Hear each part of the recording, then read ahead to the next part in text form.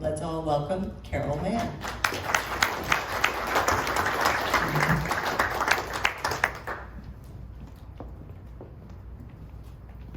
By way of setup for this piece, the year is 1970.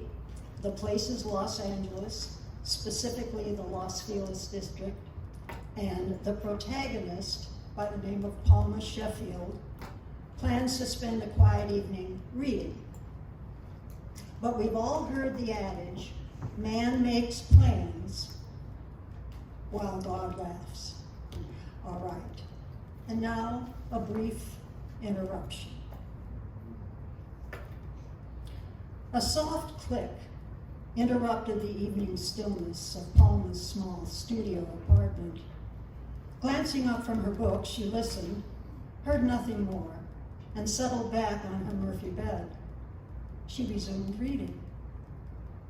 Click. The sound intruded again. Puzzled, she slipped her pencil between the book's pages and set it aside. She noted the time on the bedside clock. A few minutes past 11. What was making that odd little sound? Curious, her gaze roamed from the clock to the kitchen doorway, over to a closet door, past an alcove leading to the bathroom, and around to an easy chair sitting by a screened 6-foot-high front window with the lower sash open. A slight breeze ruffled the sheer white curtains like timid ghosts.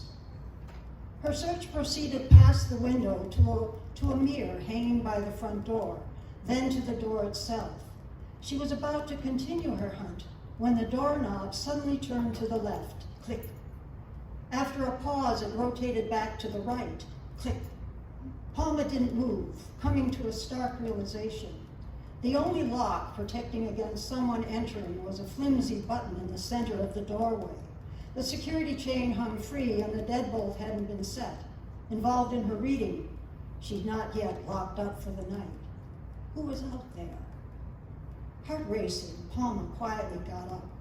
A lighted lamp by the bed hung shadows on the ceiling, walls, and thrift store furniture, giving the room an eerie feeling that stirred her uneasiness. She took her bathrobe from the foot of the bed and slipped it on, covering her flimsy nightgown. With cat-like treads, she stepped to the center of the small room, transfixed on the doorknob. It again turned to the left, click. Palma waited for the knob to make a deliberate return to the right. Instead, it snapped back. In quick succession, the bushes outside her open window rustled. Only the screen separated her from whatever stirred outside. She was afraid to go near the door or the window.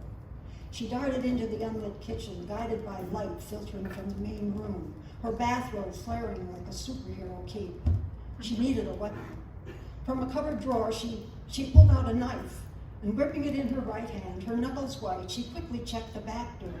Its lock, deadbolt, and security chain were in place. She slipped back into the main room.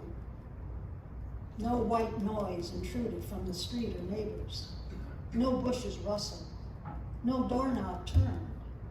At 11:15 p.m. on a September evening, life seemed to be calm, but not for Palma.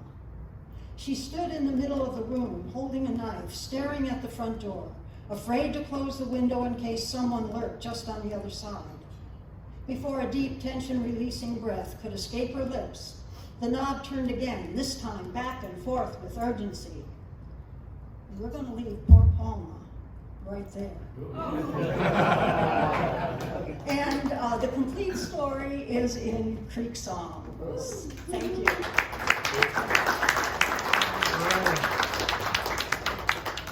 Bravo. Leave us hanging. Well, now we all have to go buy the book, obviously. You're good, Carol. You're very good.